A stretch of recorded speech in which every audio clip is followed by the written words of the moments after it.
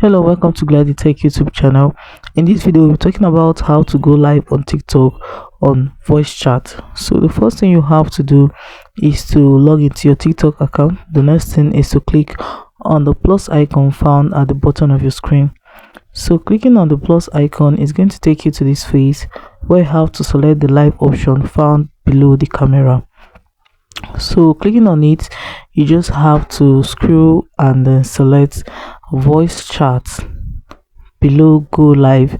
Then now you can now type in your title for the live stream, type in your topic, and also type in your goal for the live stream.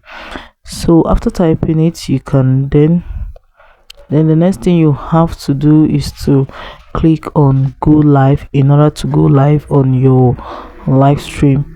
So guys, I hope this video was helpful. If it was, do not forget to like, comment, share, hit the notification bell to always get notified anytime I upload helpful tips like this.